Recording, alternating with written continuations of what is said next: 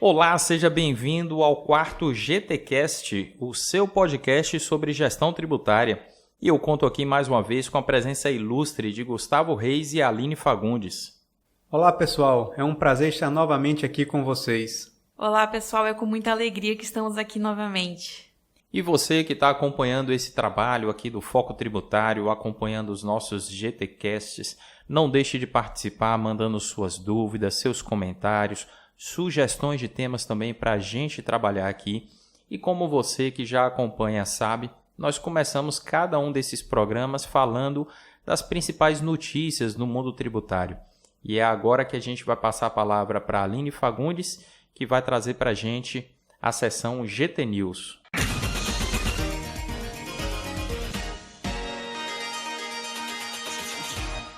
O ministro da Economia atribuiu efeito vinculante às súmulas do CARF. O ministro da Economia, por meio da portaria ME número 129 de 1º de abril de 2019, publicada no Diário Oficial da União em 2 de abril de 2019, atribuiu a 29 súmulas do CARF efeito vinculante em relação a toda a administração tributária federal. O efeito vinculante atribuído às súmulas torna sua observância obrigatória pela Procuradoria-Geral da Fazenda Nacional e Secretaria Especial da Receita Federal do Brasil, repercutindo assim em todos os processos que tratam do mesmo tema. Muita gente, Aline, achou no momento que essa portaria foi publicada que todas as súmulas do CARF teriam efeito vinculante, mas como a portaria deixa bem claro, foram apenas 29 delas, não foram todas. E uma delas que eu acho que cabe a gente comentar aqui foi a súmula CARF número 31, que diz que descabe a cobrança de multa de ofício isolada exigida sobre os valores de tributos recolhidos extemporaneamente, sem um acréscimo da multa de mora antes do início do procedimento fiscal. Essa súmula aí se aplica, por exemplo, Gustavo, quando uma empresa faz o recolhimento do tributo fora do prazo, e ela não acrescenta ali nenhum valor a título de multa ou de juros. E aí a multa que ela tem que recolher posteriormente é aquela multa moratória que ela deixou de recolher à época, e não a multa de ofício como antes a lei previa. Mas essa súmula aqui ela vem fazendo a ressalva de que na hipótese de uma fiscalização, aí sim cabe a aplicação da multa de ofício. E aproveitando, a gente tem também a súmula CARF número 123, que fala que o imposto de renda retido na fonte relativo a rendimentos sujeitos ao ajuste anual caracteriza pagamento apto a atrair a aplicação da regra decadencial prevista no artigo 150, parágrafo 4º do Código Tributário Nacional. Essa súmula aqui envolveu a discussão sobre o momento que se considera como termo inicial para a contagem do prazo de 5 anos, o prazo decadencial, para que o fisco possa exigir o IR-fonte. E é importante porque, nessa súmula, o CARF afirma que o importante é levar em conta a regra desse dispositivo do CTN, que considera a data da ocorrência do fato gerador e não da declaração. E isso pode fazer uma diferença muito grande porque o imposto de renda que é retido em um determinado exercício, salvo nos casos em que a empresa já estiver obrigada à apresentação do E-Social e nas hipóteses em que o fato gerador do IR é informado no E-Social, salvo essas situações, o IR-fonte é declarado apenas no ano seguinte àquele em que ocorre o fato gerador.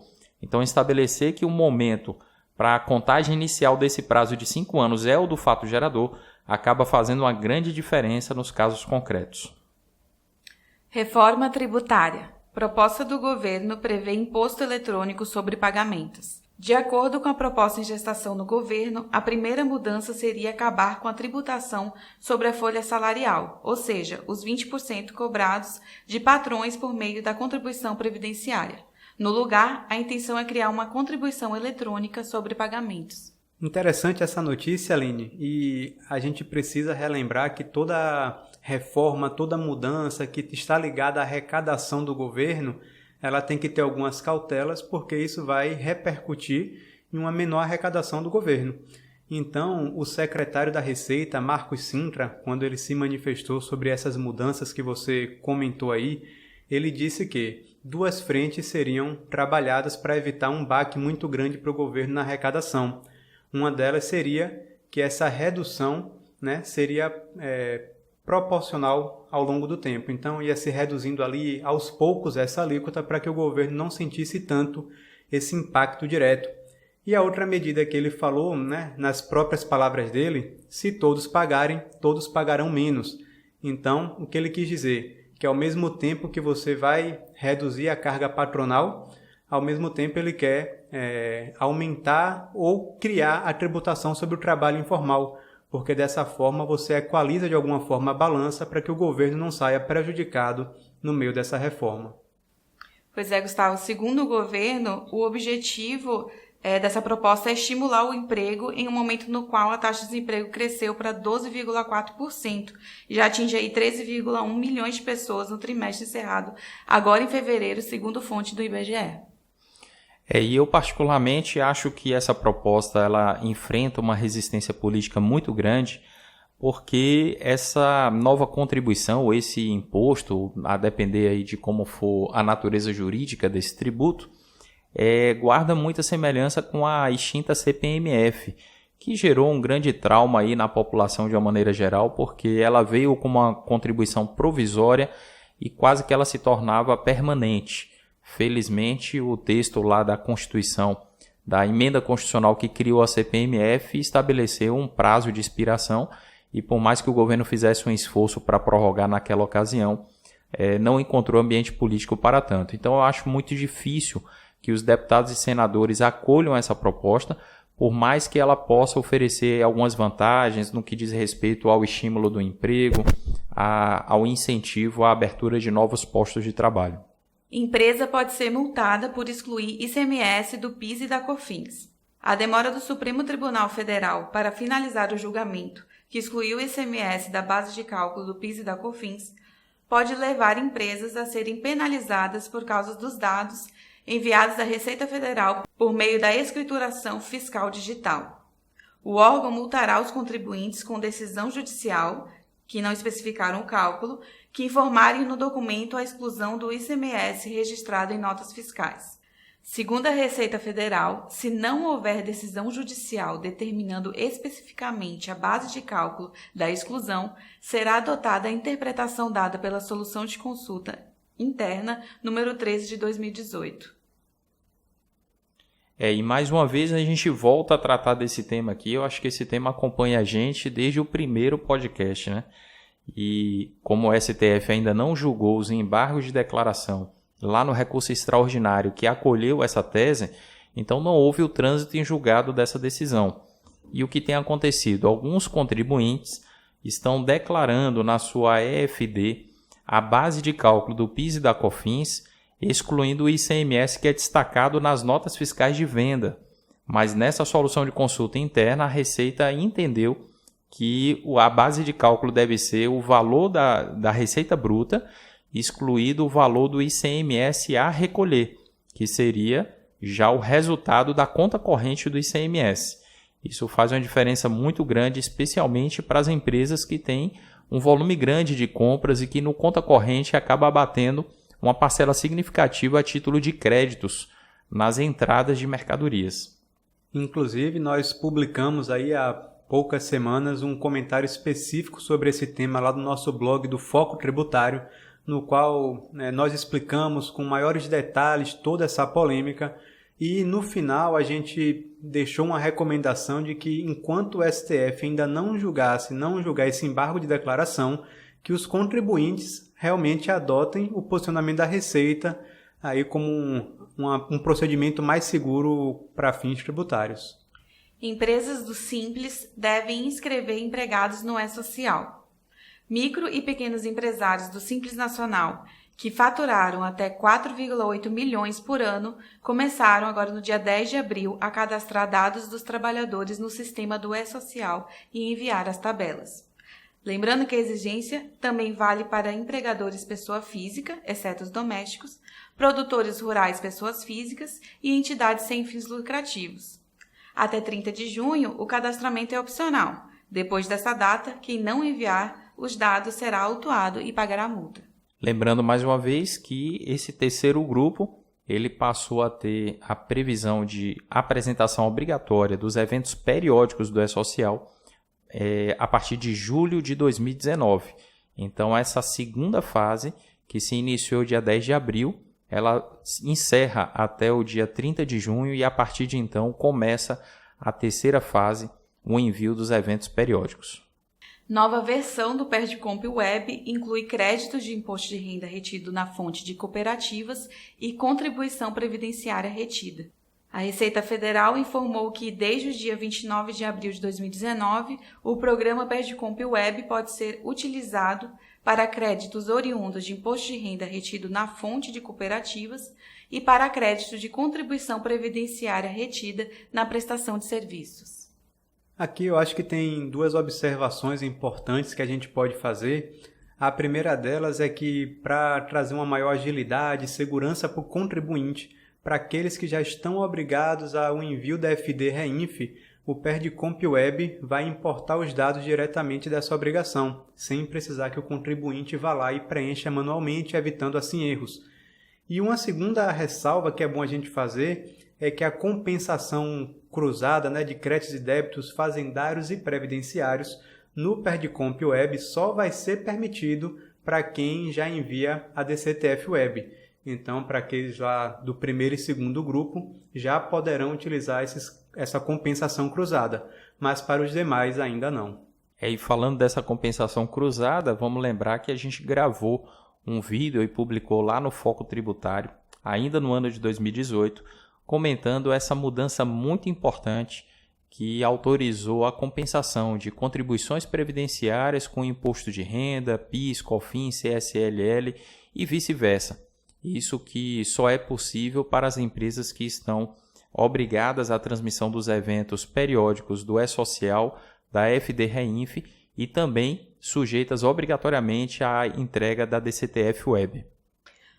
Vamos para a próxima sessão, Agora é Lei.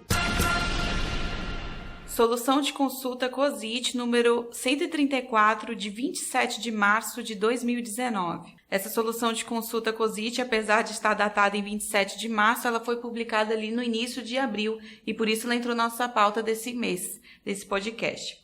A Receita Federal do Brasil entendeu que não há retenção da contribuição previdenciária na prestação de serviços de ginástica na empresa, de vacinação e de atendimentos médicos executados nas dependências das empresas contratantes, quando não configurada a seção de mão de obra.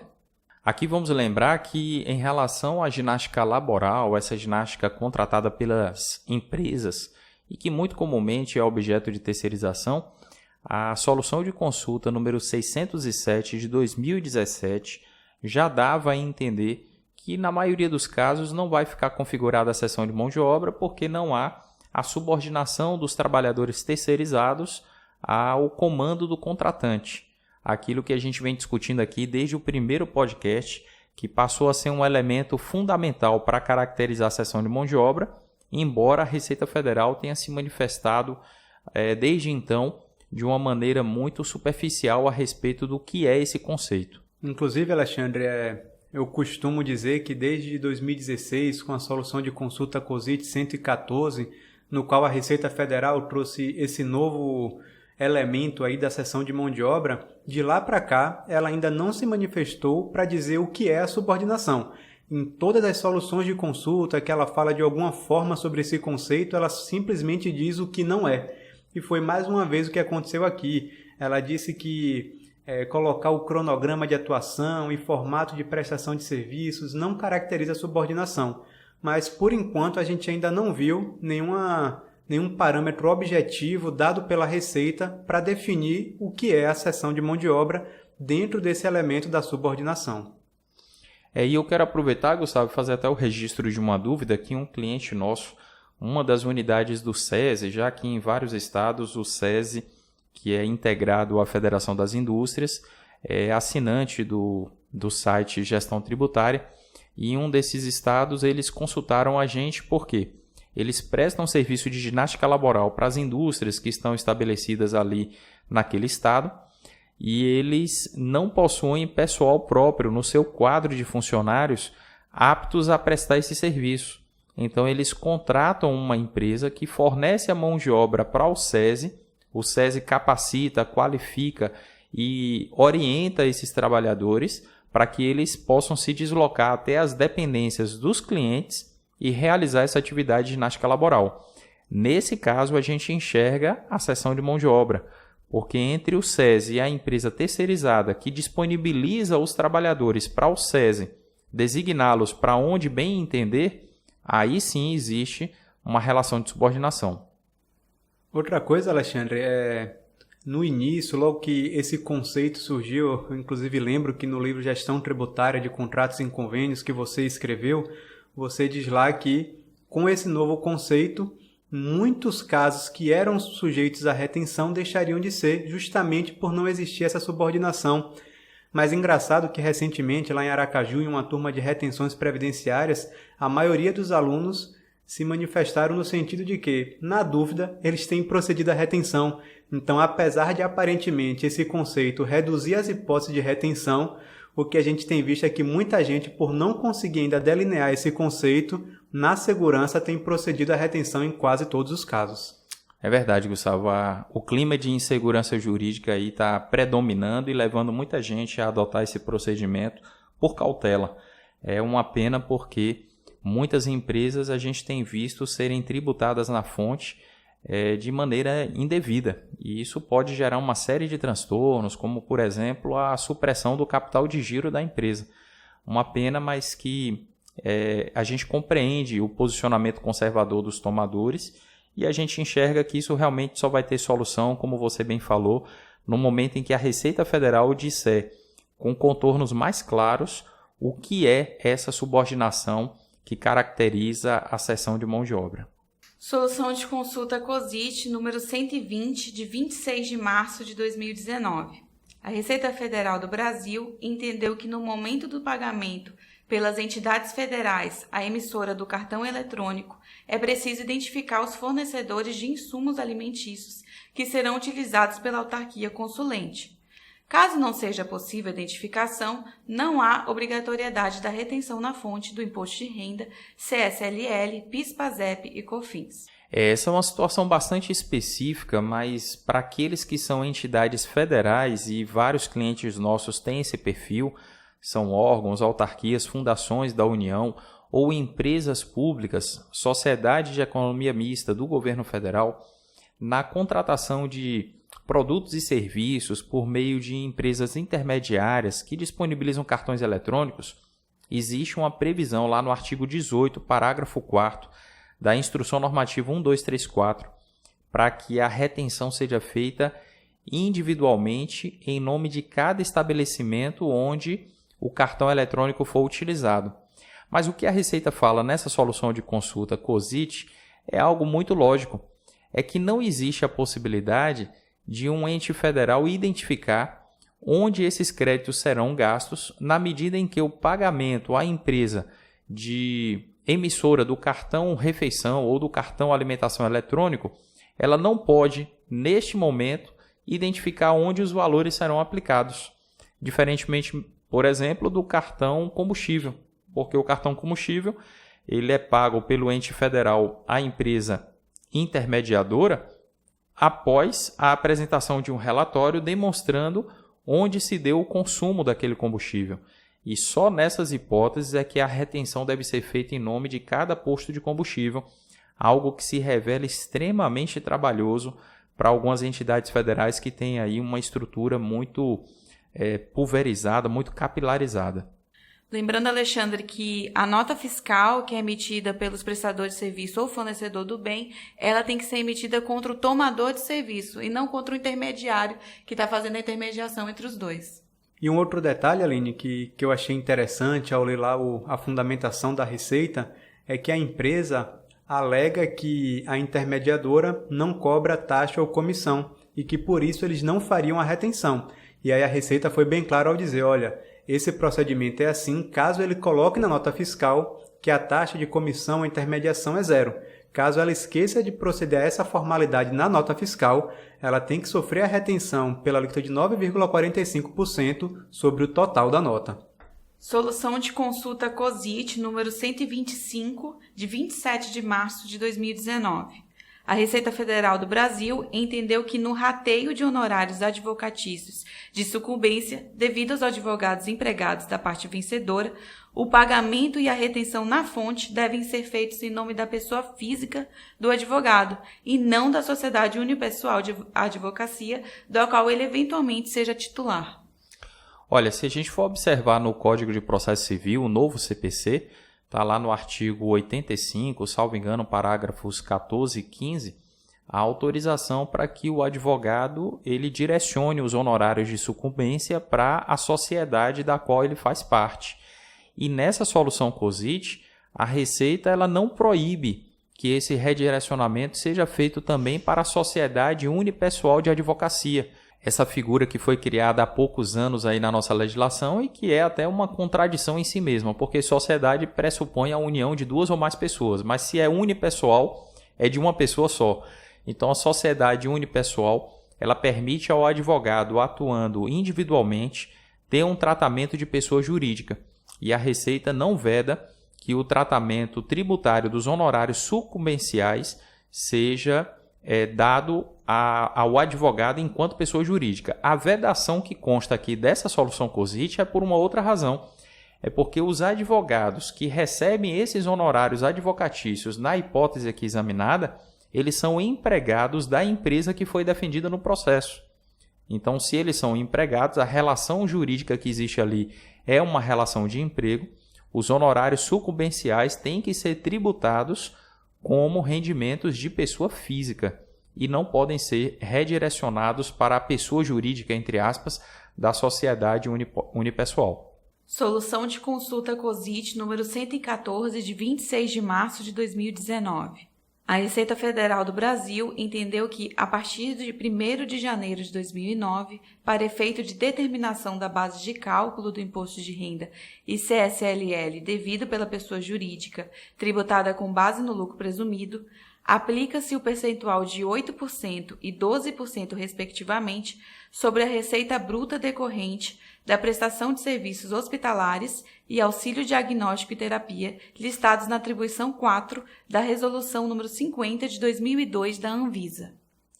E aqui a Receita Federal cita um artigo que é ignorado por muitos profissionais que assessoram empresas de saúde e que está lá no finalzinho da IN 1234 e que fala que a definição de serviços hospitalares e dos serviços de auxílio diagnóstico e terapia que constam daquela IN, elas não estão ali só para efeito de retenção, mas para efeito da própria apuração da base de cálculo do imposto de renda e da CSLL, para efeito de recolhimento do IR e da CSLL no lucro presumido. É algo que leva muitas empresas, por não terem conhecimento desse detalhe específico, a pagarem mais do que é devido a título desses dois tributos. Instrução Normativa número 1884, de 17 de abril de 2019. Essa instrução normativa, publicada no dia 22 de abril, promoveu alterações na IN 1787 de 2018, especificamente no que se refere ao prazo de entrega da DCTF Web. Para o segundo grupo, apenas as entidades empresariais com faturamento no ano calendário de 2017 acima de R$ 4.800.000 estarão obrigadas à entrega da DCTF Web para os fatos geradores que ocorreram a partir de 1º de abril de 2019. Aqui a gente pode fazer vários comentários, inclusive nós publicamos lá no Foco Tributário um artigo falando de 4 aspectos relacionados a essa alteração e que vão além da análise óbvia daquilo que a gente lê na Instrução Normativa 1884.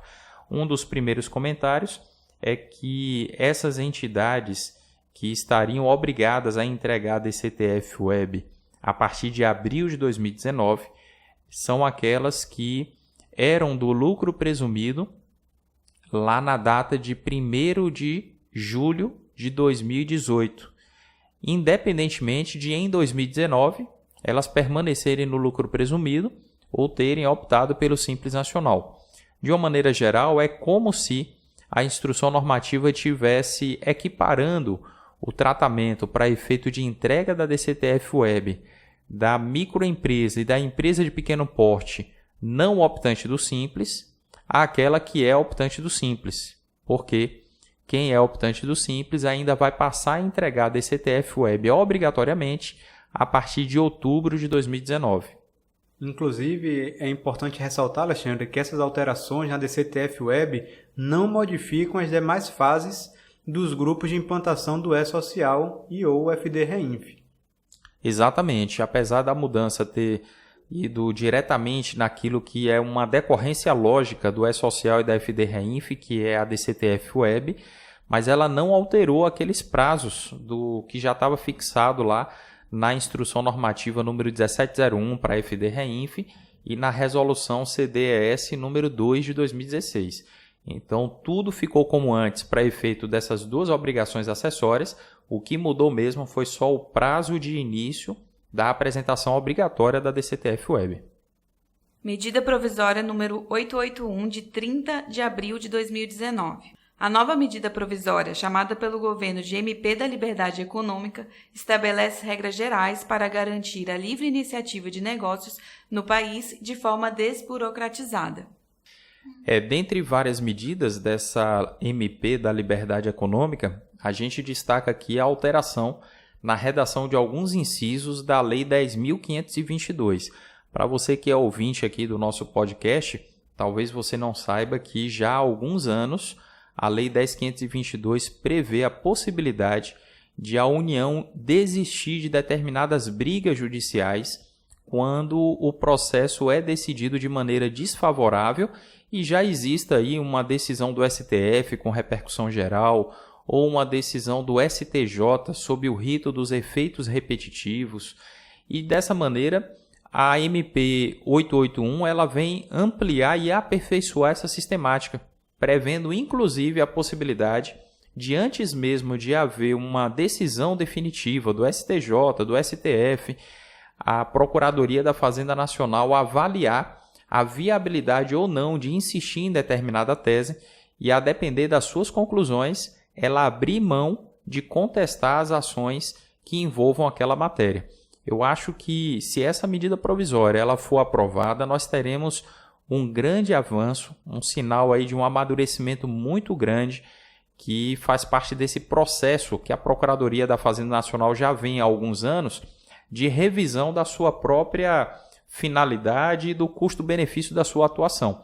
A Procuradoria vem entendendo já de algum tempo que não compensa para ela mover uma máquina tão pesada e tão cara, insistindo em recursos protelatórios, em ações que às vezes já estão pacificadas nos tribunais superiores ou cuja tese que ela defende não é viável do ponto de vista jurídico, e defender isso simplesmente para ganhar tempo, para poder adiar o enfrentamento daqueles passivos tributários, daqueles passivos fiscais. Então, acho que a medida provisória ela prossegue ou avança nessa direção, e eu torço para que ela seja aprovada nessas novas condições.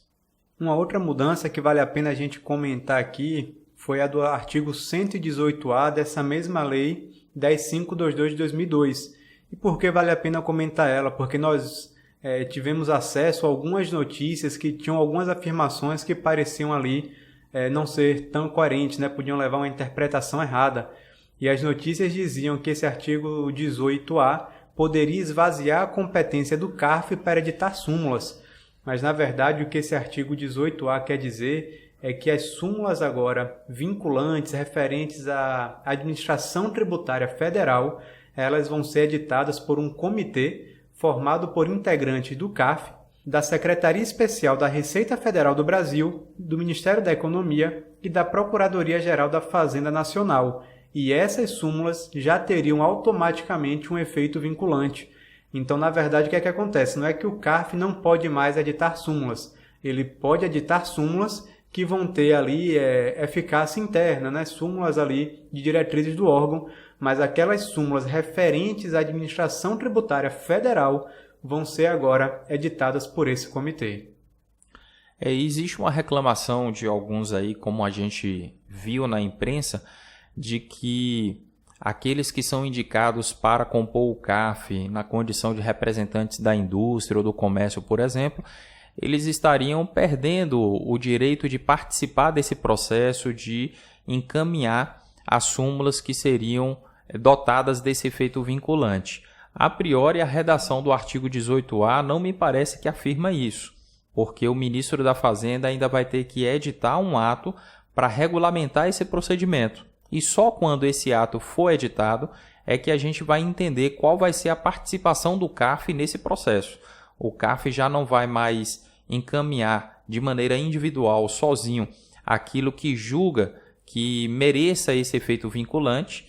Esse comitê vai ser integrado pelo CARF, mas também por outros representantes de outros órgãos, mas de qualquer maneira, só o ato do ministro da Economia é que vai deixar claro qual é o nível de participação do CARF nesse processo.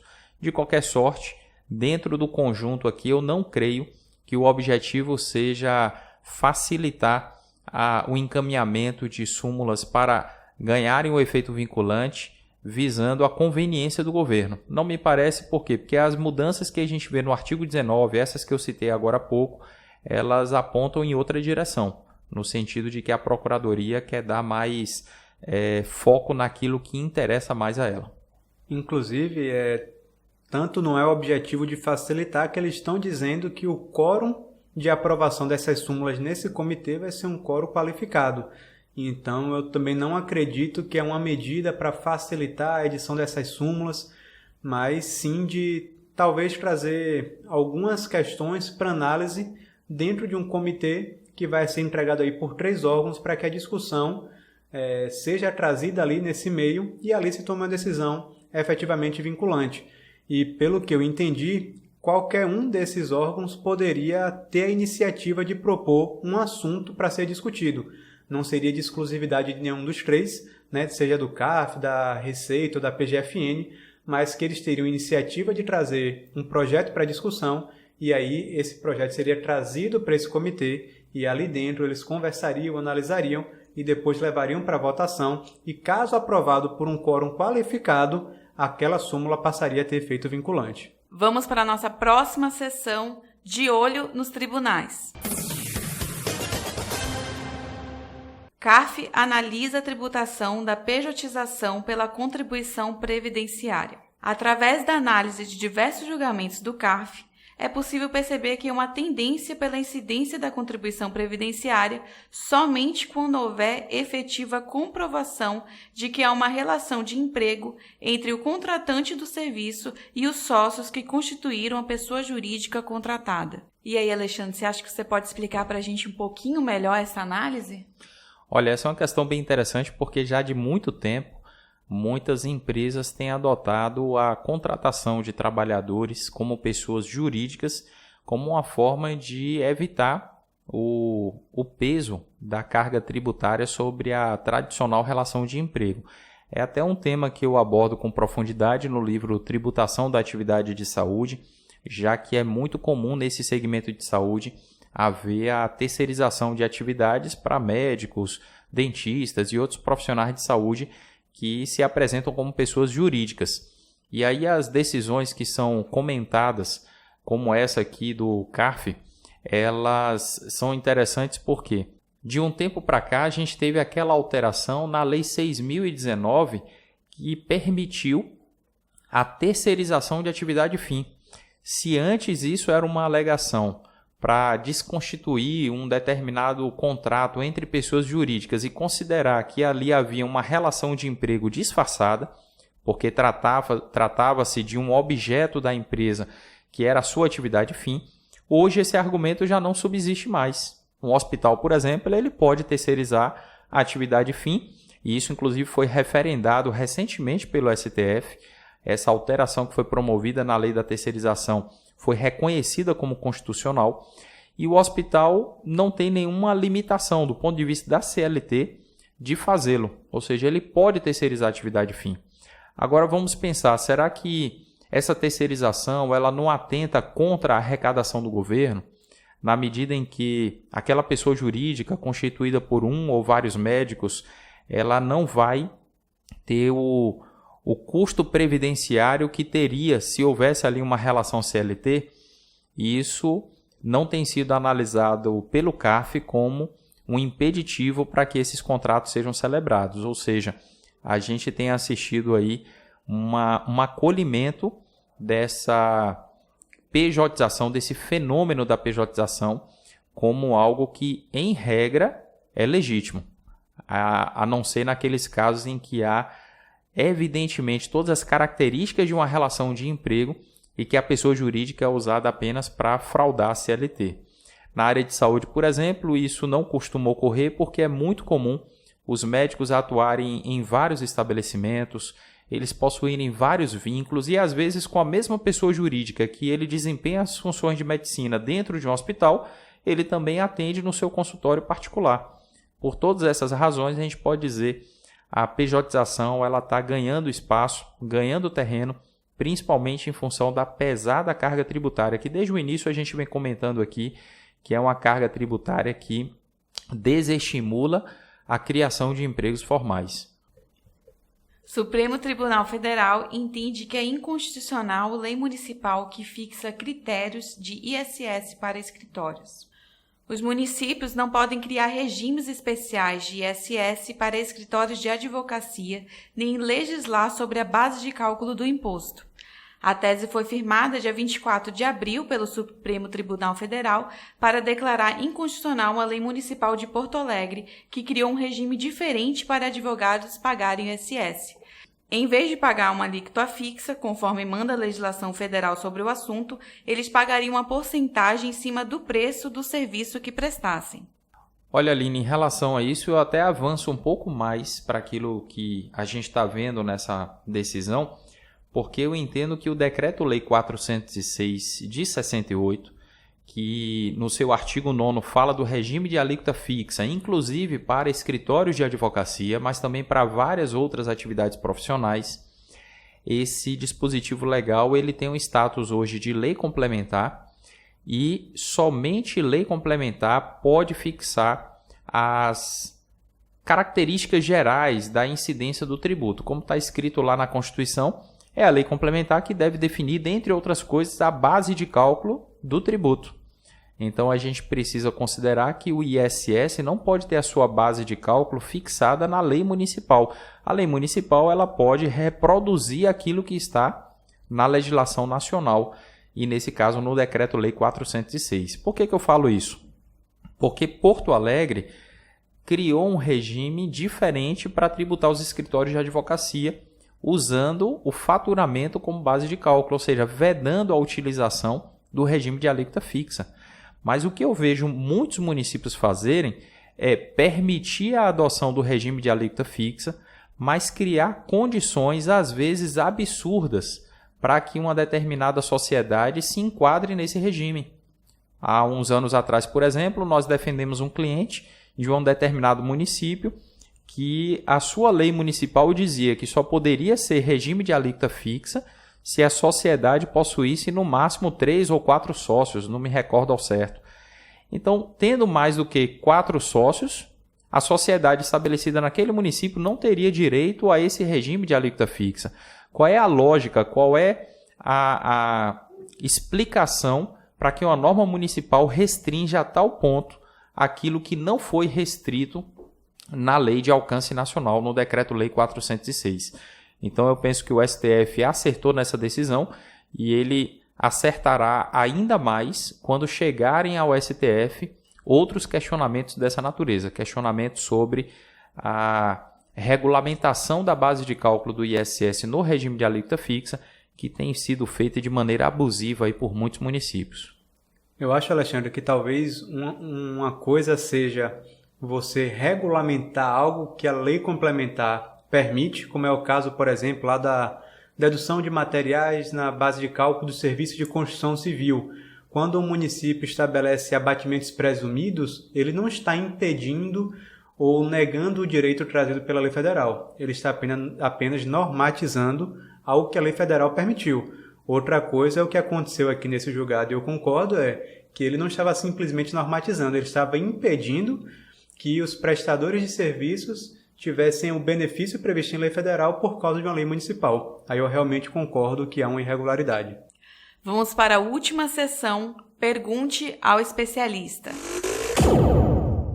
A primeira dúvida é a dúvida da Antônia, e ela nos pergunta o seguinte: é correto afirmar que as empresas públicas, para realizarem um empenho, necessitam que o fornecedor antecipe a emissão da nota fiscal sem que o serviço já tenha sido prestado? Olha, essa dúvida aí a gente recebe comumente, né? Normalmente somos questionados a esse respeito, e apesar de ter uma resposta aparentemente lógica, que a nota fiscal de prestação de serviço tem que ser emitida depois da prestação de serviço, é uma dúvida recorrente. E a Lei 8846 de 94, apesar de estar falando ali do imposto de renda, no seu artigo 1º diz o seguinte, que a emissão de nota fiscal, recibo ou documento equivalente relativo à venda de mercadoria, prestação de serviços ou operação de alienação de bens móveis deverá ser efetuada para efeito da legislação do imposto de renda no momento da efetivação da operação. Então, me parece que a exigência antes da relação do serviço, da emissão de uma nota fiscal para que o empenho seja feito, me parece que não procede. A nota fiscal tem que ser emitida a partir ali da efetivação da prestação do serviço. E enfatizando bem que esse é o tratamento aplicável a um ente público que está sob o regime da Lei 4.320 de 64, porque em se tratando de uma empresa privada, o que a gente enxerga é que isso vai representar no máximo antecipação do fato gerador dos tributos, razão pela qual não vemos aparentemente uma ilegalidade. A próxima dúvida é do Elcio de Souza, a qual a gente vai escutar agora por áudio.